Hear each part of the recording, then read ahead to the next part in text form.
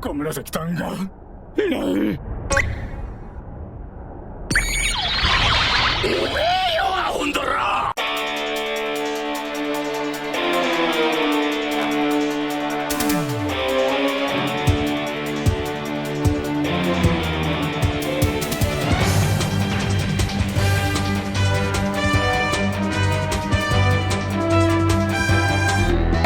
Hello everyone, Skippy here, and welcome to One Piece episode 940, directed by Yutaka Nakashima and supervised by Hirotaka Ito and Eisaku Inoue.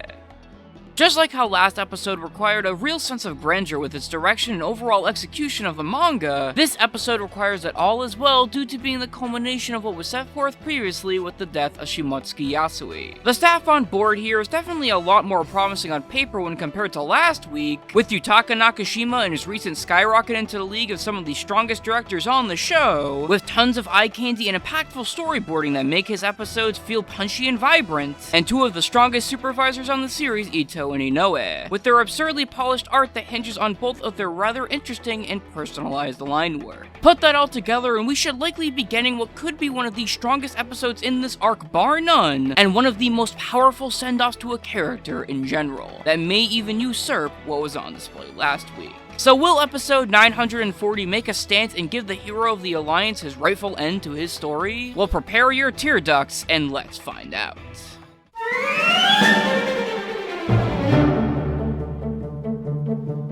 This episode covers the remaining 9 pages of chapter 942 and the first 2 pages of chapter 943. And quite like last week, it takes on a certain type of tactic to make Yasuie's death feel more natural and less slapdash and sudden. From extending Kinemon and Dog Store meeting Ashura Doji so they can all reflect on the stunt that Yasue pulled, to pulling up a flashback of Toko and Yasue having some father-daughter bonding time that tugs on the heartstrings, this episode is out to strengthen the emotional core of it to its fullest extent by adding whatever small bits of filler are needed to make things more cohesive and therefore memorable, and finding the perfect things to rearrange, like moving the flashback of the then newly formed Red Scabbards meeting Yasue to during his death instead of right after, all in order to highlight the type of man that Yasue was and more, so his final moments don't feel so haphazardly done so we can get to the big reveal of the episode. As we've all come to learn this arc, there's always room for improvement in regards to bringing the manga panels to life, and sometimes that'll just call for it to be an overall very different experience when compared to what we're used to from reading, and I personally don't mind it one bit when it hits home like this and truly gives Yasue's moments their proper time to shine.